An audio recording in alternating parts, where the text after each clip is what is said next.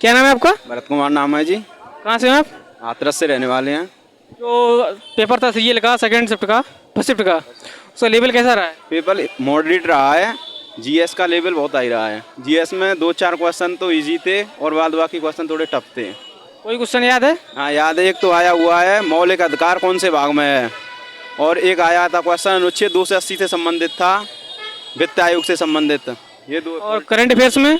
Current affair इतना याद नहीं है, 2021 से संबंधित आया था करंट अफेयर।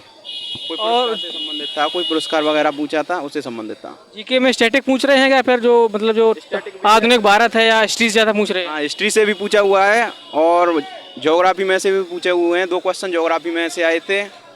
आधुनिक मॉडर्न में से आया था, शायद मिडाइवल में से एक क्वेश्चन आया था कि अकबर के टाइम पे जो भूमि बंजर पड़ी रहती थी उसे क्या कहा जाता है, इस स्टाइल से क्वेश्चन था। और रीजनिंग किस टॉपिक से है ये? रीजनिंग तो इजी टू मॉडरेट ही है, 2-3 क्वेश्चनों को छोड़ के इजी है रीजनिंग तो। और मैथ? मैथ इजी रहा है, 3-4 क्वेश्चनों को छोड़ करके मैथ इजी है। 2-3 क्वेश्चन तो सीधे सीधे ट्रिग्नोमेट्री आइडेंटिटी से आए हैं। 2 क्वेश्चन अलजेब्रा की आइडेंटिटी से आए हैं। a² + b² का मान पूछा था, a + b का मान दिया था और ab का मान दिया था। एग्जाम का होगा नाम उसका, इंग्लिश का लेवल कैसा रहा है? इंग्लिश का लेवल मीडियम रहा है। कुछ क्वेश्चन तो इजी थे, जो क्लोज टेस्ट था वो थोड़ा ठीक था। और पैसेज? पैसेज वही तो क्लोज टेस्ट आया था, उसमें पैसेज में अनसीन नहीं आया है, आरसी वाला नहीं आया है, क्लोज टेस्ट आया है। जी जी। क्या नाम है आपका? विकास कुमार। कहाँ से हैं आप? मैं मथुराज। जो फर्स्ट शिफ्ट का लेवल एग्जाम था कैसा रहा, लेवल कैसा रहा इसका? लेवल ठीक ही है, जैसा रिव्यू में दिखा रहे हैं कि मतलब उतना ज़्यादा टफ है नहीं है, जैसा प्रीवियस ईयर होता है वैसा ही है। जीके का लेवल? जीके का लेवल तो ऐसा ही है, अनएक्सपेक्टेड, जैसा पहले आता है ऐसा ही है सेम। टोटल अटेम्प्ट कितने किए हैं? मैंने 74। और जीके में कितने अटेम्प्ट किए हैं? जीके में मैंने 12 किए हैं। और करंट अफेयर्स के क्वेश्चन?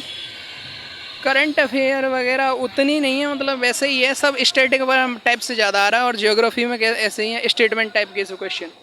भैया आपने कितने अटेम्प्ट किए हैं? हमने पूरी की है 80 अटेम्प्ट, 80। और करंट अफेयर्स का कोई क्वेश्चन याद है? करंट अफेयर्स अच्छा याद है, ऐसे ही पूरा डिटेल में तो नहीं याद, पर ऐसे मतलब कोई पुरस्कार था एक, याद नहीं अभी, वो आया था, और पुस्तक के लेखक आए थे एक, और ऐसे करंट अफेयर में वो एक क्वेश्चन आया था कि वो मिट्टी के खिलौनों को, मतलब वो जो कला को दोबारा सृजित करने के लिए किसको पुरस्कार मिला है, उस टाइप का सा था एक करंट अफेयर का। और जीके का कोई क्वेश्चन? जीके का एक क्वेश्चन था कि वो अभी जो मतलब जून से सितंबर के बीच में जो मानसून आते हैं वो किसके कारण मतलब आ रहे हैं। मैथ का लेवल कैसा है? मैथ का लेवल वैसे ही है, प्रीवियस ईयर जैसा है सेम, उसमें कुछ भी मतलब टफ नहीं है मैथ में। तो कौन से टॉपिक्स कोई क्वेश्चन है पता है?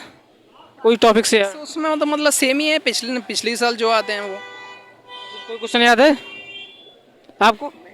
क्वेश्चन कोई टॉपिक पता हो, मतलब इस टॉपिक से मतलब ज़्यादा आ रहा है?